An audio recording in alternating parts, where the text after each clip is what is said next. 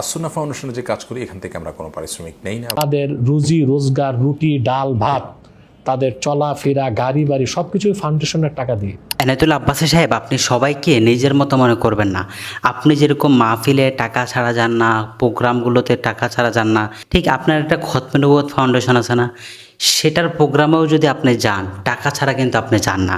অর্থাৎ টাকা ছাড়া আপনি যেরকম কিছুই ছিলেন না, আপনি যেরকম ধান্দাবাজি, ধোঁকাবাজি, মরিদের টাকা খেয়ে চলেন, ঠিক আপনি এটাও মনে করেন যে শেখ আহমদুল্লাহ সাহেবও ফাউন্ডেশনের টাকা দিয়ে চলে। এই কথা আপনি প্রুভ করতে পারবেন না, প্রমাণ করতে পারবেন না, কিন্তু আপনি ঠিকই একজনের ব্যাপারে মিথ্যা অপবাদ অপপ্রচার করে বেড়াচ্ছেন। আমরা আজকে এই ভিডিওতে জানবো যে আসলে শেখ আহমদুল্লাহ সাহেবের ইনকাম সোর্সটা কী, তিনি কিভাবে চলাফেরা করেন। চলেন আমরা তিনার মুখ থেকে শুনে বেশি কথা না বলে আপনার আয় রোজগার সম্পর্কে জানতে চাই। আপনার অর্থ উপার্জনের উৎস কী, কীভাবে জীবিকা নির্বাহ করেন, আপনাকে আমরা যেহেতু অনুসরণ করি তাই বিষয়টি আমাদের জানা প্রয়োজন। ভাই আলহামদুলিল্লাহ, আমি সৌদি আরবে দীর্ঘ 10 বছর থাকার ফলে সেখানে আমার কিছু টাকা আল্লাহ তাআলা আমাকে দিয়েছেন। আসার সময় সেখানকার নিয়ম অনুযায়ী যত বছর মানুষ সার্ভিস করে তত বছরের স্যালারি দিয়ে দেয়। তারপর সেখানকার 10 বছর ধরে আমাদের জমানো টাকা, সেটা দিয়ে আমার আলহামদুলিল্লাহ মাথা গোজার মতো একটা ঠিকানা হয়েছে, যার কারণে আমার সংসারের খরচ আলহামদুলিল্লাহ অনেকখানি কম।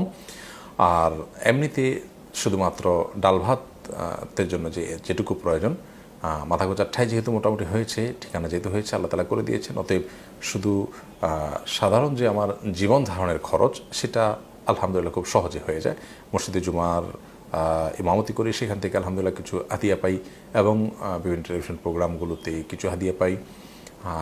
এছাড়াও অন্যান্য প্রোগ্রামে যে সমস্ত হাদিয়া পাই সেটাতে আমার সংসার চলে। তবে আমরা আসুন্না ফাউন্ডেশনে যে কাজ করি এখান থেকে আমরা কোনো পারিশ্রমিক নেই না, এবং আমাদের মেমোরান্ডামে উল্লেখ করা আছে ফাউন্ডেশন পরিচালনায় যারাই যখন দায়িত্বে আসবেন কেউ কখনো কোনো প্রকার পারিশ্রমিক এবং পকেট মানি নেবেন না। দর্শক, আপনারা শেখ আহমদুল্লাহ সাহেবের মুখ থেকে শুনলেন যে তিনার ইনকাম সোর্সটা কি, তিনি কীভাবে চলাফেরা করেন।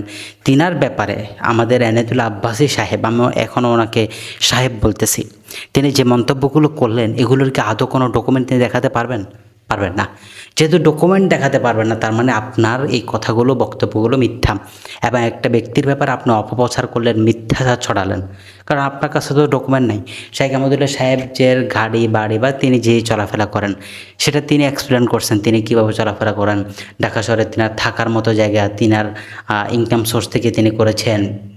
পরবর্তীতে এখন যা প্রয়োজন তিনি জুমা পড়াচ্ছেন, বা এবং কি তিনার কিছু ছোটোখাটো ব্যবসা রয়েছে, বিভিন্ন জায়গায় প্রোগ্রাম করেন, টিভি চ্যানেলে যান, সো ওখান থেকে তিনার মাশাআল্লাহ একটা ইনকাম সোর্স হয়ে যায়। তিনার আর দ্বিতীয় কোনো কিছুই লাগে না। এবং তিনার একটা বক্তব্য আমি দেখলাম যে তিনি ফাউন্ডেশন থেকে, আসুন্না ফাউন্ডেশন আছে, ওখান থেকে 1 টাকা তো নেন না, এবং কি খাবারগুলো পর্যন্ত, দুপুরে যে খাবার, অফিস টাইমের খাবার, সেটা কিন্তু অফিস থেকে নেওয়ার কথা, কিন্তু সেটাও তিনি বাড়ি থেকে নিয়ে আসেন। এবং তিনি যদি আসুন্না ফাউন্ডেশন থেকে মাসে 1-2 লাখ টাকার একটা হিউজ অ্যামাউন্টের বেতনও ধরেন, এটা হারাম হবে না, বরঞ্চ জায়েজ হবে, এবং এটা তিনি প্রাপ্য। তিনি যেভাবে শ্রম দিচ্ছেন, ফুল টাইম জব করছেন সেখানে, তো তিনি তো অবশ্যই সেখান থেকে কিছু আর্থিকভাবে নেওয়া, বেতন নেওয়ার অধিকার রয়েছে। এরপরও তিনি নেন না, সেটা তিনি তাকওয়া। এই তিনি নেন না, এরপরও আপনি তিনি ব্যাপারে অপপ্রচার ছড়াচ্ছেন, প্রপাগান্ডা করছেন যে তিনি টাকা নেন, এগুলো হচ্ছে মিথ্যাচার। এই মিথ্যাচার করে আপনার কিছু বেয়াদব ভক্ত যারা আছে তাদের ব্রেন ওয়াশ করতে পারবেন, কিন্তু জাতির কিছু করতে পারবেন না। জাতি বুঝে কারা সঠিক আর কারা বেঠিক। তো অবশ্যই দর্শক মণ্ডলী, আপনারাও শেখ আহমদুল্লাহ সাহেব সম্পর্কে আব্বাসী সাহেব যে মন্তব্য করেছে এই ব্যাপারে কমেন্ট বক্সে লিখে যান। ভালো থাকবেন, সুস্থ থাকবেন। আবারও দেখাবো নতুন কোনো এপিসোডে। আসসালামু আলাইকুম ওয়া রাহমাতুল্লাহ।